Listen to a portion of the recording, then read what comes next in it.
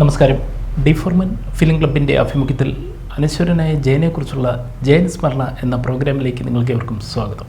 ഇന്ന് ജയൻ സ്മരണയിലെ മലയാള സിനിമയുടെ ഒട്ടുമിക്ക ചിത്രങ്ങളുടെയും PRO ആയി വർക്ക് ചെയ്തിട്ടുള്ള ഐമനം സാജൻ സാറാണ്.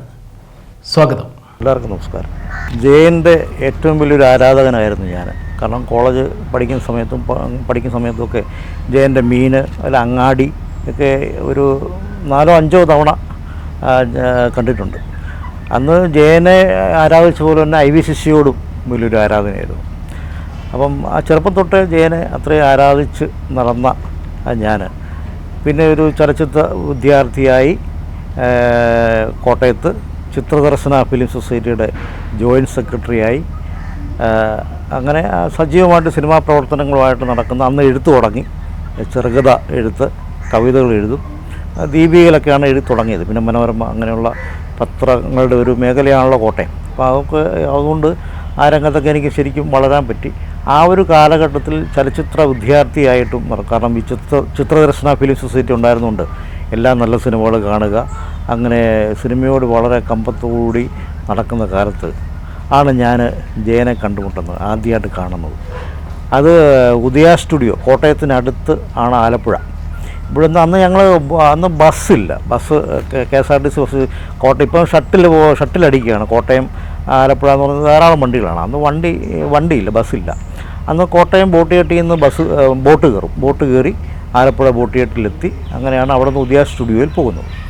അപ്പോൾ അന്ന് സഞ്ചാരി എന്ന സിനിമ നമ്മുടെ കുഞ്ചാക്കോ ബോബൻ്റെ ഫാദർ ആണ് ആ സിനിമ ഡയറക്റ്റ് ചെയ്യുന്നത്, സഞ്ചാരി.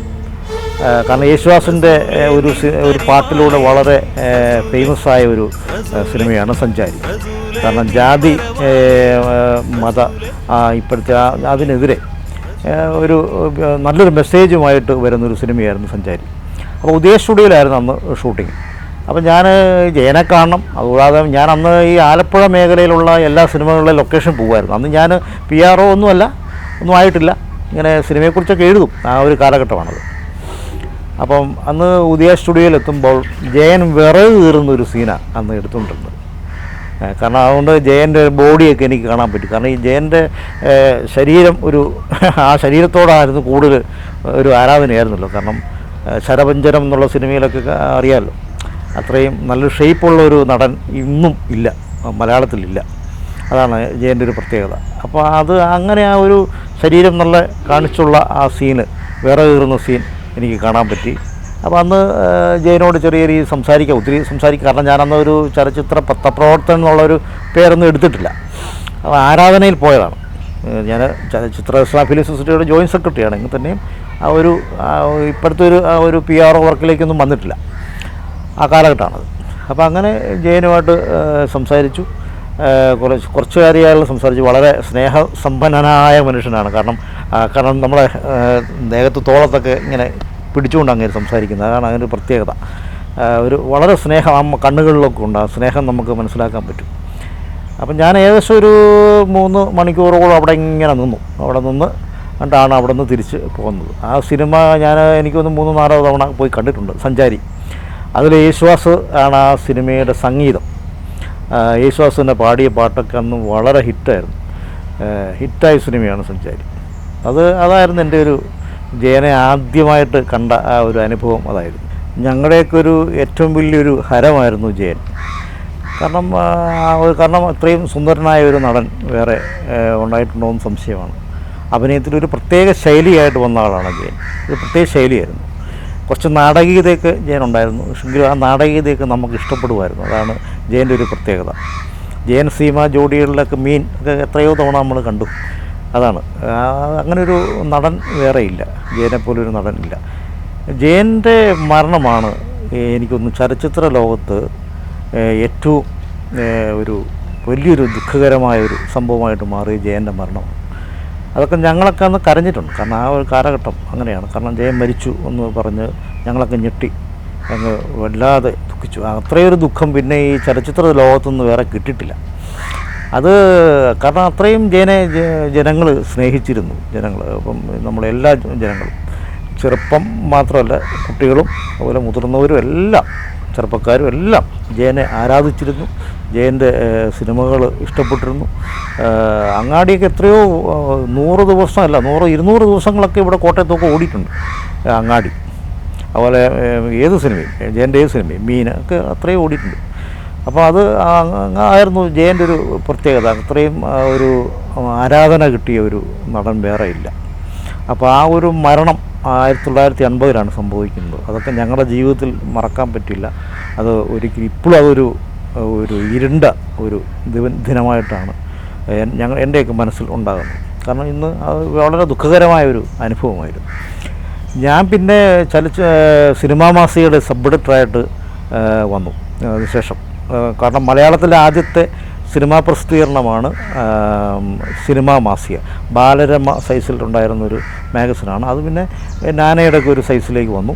അപ്പോൾ ആ ഒരു കാലഘട്ടത്തിലാണ് ഞാനും അതിൻ്റെ സബ് എഡിറ്ററായിട്ട് വന്നത്.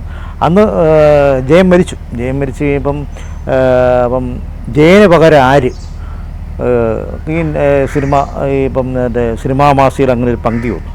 അപ്പോൾ ചെറുപ്പക്കാരൊക്കെ ഇങ്ങനെ എത്രയോ മാറ്റങ്ങളാണ് ഇങ്ങനെ വന്നുകൊണ്ടിരുന്നത്. ജയന് പകരം കമലഹാസൻ, ഓരോരുത്തരുടെ ഓരോ ഇതാണ്. അപ്പം അങ്ങനെ ഒരു ചർച്ച വരെ ആ കാലഘട്ടത്തിലുണ്ടായിരുന്നു, ജയന് പകരം ആര് എന്ന് പറഞ്ഞാൽ. കാരണം അതിനെക്കുറിച്ച് സംവദിക്കാൻ ഇപ്പം എനിക്കൊന്ന് അറിയപ്പെടുന്ന എഴുത്തുകാർ വരെ വന്നിരുന്നു. അത്രയും ഒരു ചർച്ചയായ ഒരു കാര്യമാണ് ജയന് പകരം ആര്. ജയന് പകരം ആരുമില്ല, അതാണ് സത്യം. ജയന് പകരം ആരുമില്ല, അങ്ങനെ ഒരു നടൻ ഇനി ഉണ്ടാകില്ല. ഈ IV ശശി സിനിമകളിലൂടെയാണ് നമ്മുടെ ജയൻ എല്ലാവരുടെയും ഇഷ്ട നടനായിട്ട് മാറുന്നത്. അങ്ങാടി, അതുപോലെ മീൻ, അതുപോലെ കരിമ്പന, ശശിയേട്ടൻ്റെ സിനിമയാണ് കരിമ്പന. അപ്പോൾ അതൊക്കെ എല്ലാം ജയൻ സീമ ജോഡികളുടെ സിനിമയാണ്. അപ്പോൾ ആ സിനിമ IV ശശി സിനിമകളിലൂടെയാണ് ജയൻ എൻ്റെ മനസ്സിൽ ശരിക്കും കുടികയറുന്നത്. ആ IV ശശി പിന്നെ ശശിയേട്ടൻ എൻ്റെ ഏറ്റവും അടുത്ത സുഹൃത്തായി. ശശിയേട്ടൻ്റെ സിനിമകളുടെ PR ആയിട്ട് മാറി. മിക്ക നല്ല സിനിമകളുടെയും PR ശശിയേട്ടൻ്റെ സിനിമ ഞാനായിരുന്നു. അപ്പോൾ ഞാൻ ശശിയേട്ടനെ ആദ്യം കാണുമ്പം ഞാൻ ചോദിക്കുമായിരുന്നു ഈ അനുഭവങ്ങൾ, ജയനുമായിട്ടുള്ള അനുഭവങ്ങൾ, മീനിൻ്റെ ഷൂട്ടിംഗ് സമയത്തുണ്ടായ അനുഭവങ്ങൾ, കരിമ്പിന യുടെ സമയത്തുണ്ടായ ഷൂട്ടിങ്. അപ്പം ശശിയേട്ടൻ പറയുമായിരുന്നു. കാരണം അത് അത്രയും ജനങ്ങൾ ഇഷ്ടപ്പെട്ടൊരു നടനാണ് ജയൻ. അതുകൊണ്ടാണ് ഞാൻ ജയനെ നായനാക്കിയത്. ശശിയേട്ടൻ പറഞ്ഞ ഇപ്പോഴും എനിക്ക് ഓർമ്മയുള്ളൊരു കാര്യമാണ്, ജനങ്ങളുടെ ഒരു ആരാധ്യനായ ഒരു നടനാണ്. അപ്പം അതുകൊണ്ടാണ് ഞാൻ ജയനെ നായകനാക്കിയത്. പിന്നെ ജയൻ്റെ ശൈലികളൊക്കെ ഒരു പ്രത്യേക രീതി. ഇപ്പം പ്രണയരംഗത്താണെങ്കിലും ജയൻ്റെതായ ഒരു ശൈലി ഉണ്ടായിരുന്നു. സംഘടന രംഗത്ത് ഒരു പ്രത്യേക ശൈലി ഉണ്ടായിരുന്നു. അതൊക്കെ ജനങ്ങളെ അങ്ങ് ആകർഷിക്കുന്നുള്ളൂ. പ്രണയരംഗത്തും വളരെ നന്നായിട്ടാണ് ജയൻ അഭിനയിച്ചിരുന്നത്. അപ്പോൾ അത് ഏത് ഇതാണല്ലോ ഒരു പ്രത്യേക ശൈലിയായിട്ട് മലയാളത്തിൽ വന്നൊരു നടനാണ്. ആ ശൈലിക്ക് നാടകീയത ഉണ്ടായിരുന്നു എന്നൊക്കെ പറയാറുണ്ട് പലരും. പക്ഷേ എങ്കിൽ തന്നെയും അത് കാണാനൊരു കൗതുകം ഉണ്ടായിരുന്നു. ഞങ്ങളെപ്പോലുള്ള ആ കാലഘട്ടത്തിലെ ചെറുപ്പക്കാരെല്ലാം ആകർഷിച്ച ഒരു നടനായിട്ട് ജയൻ മാറിയിരുന്നു. അപ്പം ഞാൻ ശശിയേട്ടനിൽ നിന്ന് കിട്ടിയ ഒരു അനുഭവമാണ് പിന്നെ എനിക്കുണ്ടായിരുന്നത്. ഞാൻ ശശിയേട്ടന് പലപ്പോഴും ഇതിനെക്കുറിച്ച് കിഴിച്ച് ചോദിച്ചിട്ടുണ്ടായിരുന്നു. ജയനെക്കുറിച്ച് കൂടുതൽ കാര്യങ്ങൾ ചോദിച്ചിട്ടുണ്ടായിരുന്നു. പിന്നെ ശശിയേട്ടൻ എപ്പോഴും ഇങ്ങനെ തിരക്കായതുകൊണ്ട് കുറച്ച് ഇങ്ങനെയുള്ള ചില കാര്യങ്ങളൊക്കെ ശശിയേട്ടൻ ഇങ്ങനെ എന്നോട് പറഞ്ഞു തന്നിട്ടുണ്ട്. അതൊരു വലിയൊരു അനുഭവമായിട്ട് ഞാൻ കരുതുകയാണ്. ഈ മലയാള സിനിമ ചരിത്രത്തിലെ ആദ്യത്തെ ആക്ഷൻ ഹീറോയാണ് ജയൻ. അതാണ് സത്യം. കാരണം ആക്ഷൻ അത്രയും നന്നായിട്ട് ചെയ്തൊരു നടൻ ജയനാണ്. ജയനിൽ നിന്നാണ് തുടങ്ങുന്നത്. ഇന്നും അതുപോലെ ജയനെ പോലെ നന്നായിട്ട് ആക്ഷൻ ചെയ്യുന്ന വേറെ ആരും ഉണ്ടെന്ന് എനിക്ക് തോന്നുന്നില്ല. അത്രയും സംഘടന രംഗത്ത് ഏറ്റവും സാഹസികമായിട്ട് ഗ്രൂപ്പില്ലാതെ അഭിനയിച്ച ആളാണ് ജയൻ. അതുകൊണ്ടാണല്ലോ അങ്ങനെ മരണപ്പെടുകയും ചെയ്തത്. ആത്മാർത്ഥപൂർവമായ അഭിനയം കൊണ്ടാണല്ലോ മരണപ്പെട്ടത്. ഈ ജയൻ എന്ന് പറയുമ്പോൾ ജയന് മരണമില്ല. അത് പലപ്പോഴും ഞാനും എഴുതിയിട്ടുണ്ട്, ജയന് മരണമില്ല. അനുസ്മരണത്തിൽ ഞാൻ എഴുതിയിട്ടുള്ള ജയന് മരണമില്ല. അത് സത്യമാണ്. ഇനിയും 100 വർഷം കഴിഞ്ഞാലും ജയൻ നമ്മുടെ എല്ലാം മനസ്സിൽ ഉണ്ടാകും. അതിന് തെളിവാണ് ഇപ്പം കൊല്ലത്ത് കണ്ടില്ല, അങ്ങനത്തെ പേരിൽ തന്നെ ഒരു ഓഡിറ്റോറിയം തന്നെ കൊല്ലം ജില്ലാ പഞ്ചായത്ത് പണിതു. അതിൻ്റെ ഉദ്ഘാടനം കഴിഞ്ഞ ദിവസമായിരുന്നു. ഞാൻ ഈ കഴിഞ്ഞ ദിവസം കൊല്ലത്ത് പോയപ്പം ഞാനവിടെ പോയിരുന്നു. ആ ഓഡിറ്റോറിയം കാണാൻ തന്നെ പോയിരുന്നു. ഒരു ജയൻ സ്മാരകത്തിലും ഞാൻ പോയി. അതൊരു വലിയ അനുഭവമാണ്. കാരണം അതൊരു കലാകാരന് കിട്ടിയ, കേരളത്തിൽ ഇങ്ങനെ ഒരു കലാകാരന് ജയനാണ് ഇങ്ങനെ ഒരു അംഗീകാരം കിട്ടിയിരിക്കുന്നത്. അത് അവിടുത്തെ ജനങ്ങളുടെ ഒരു പ്രേരണ കൊണ്ടായിരിക്കാം. എന്തായാലും അത് ജില്ലാ പഞ്ചായത്ത്, കൊല്ലം ജില്ലാ പഞ്ചായത്ത് അതിന് മുതിർന്നു. നല്ല ഒരു AC ഓഡിറ്റോറിയമാണ് അവിടെ വന്നിരിക്കുന്നത്, കൊല്ലത്ത് വന്നിരിക്കുന്നത്. അതിൽ നമുക്ക് അവരോട് പ്രത്യേകം നന്ദി പറയാം. അത് കാരണം അതൊരു വലിയൊരു അംഗീകാരമാണ്. കാരണം ഒരു കലാകാരന് കിട്ടിയ ഏറ്റവും വലിയൊരു അംഗീകാരമായിട്ട് ഞാൻ കരുതുകയാണ്. അതുകൊണ്ട് തന്നെ ജയൻ എന്നും നിൽക്കും എന്നുള്ളൊരു, എന്നും ജയൻ്റെ ഓർമ്മ നമ്മളെല്ലാം ഉണ്ടാവും എന്നുള്ളതിനൊരു ഒരു ഉദാഹരണമാണ് ഇതെല്ലാം. D4 ഫിലിം ക്ലബിൻ്റെ ഈ ജയൻ സ്മരണ എന്ന ഈ സംരംഭത്തിന് എൻ്റെ എല്ലാവിധ ആശംസകളും ഞാൻ നേരുന്നു. നമ്മൾ ഈ ക്ലബിൻ്റെ അഡ്മിനായ പ്രിൻസാണ് ഇതിനുവേണ്ടി എല്ലാ കാര്യങ്ങളെല്ലാം നീക്കുന്നത്. അങ്ങേർക്കും പിന്നെ എല്ലാവിധ ആശംസകളും നന്ദിയും രേഖപ്പെടുത്തുന്നു.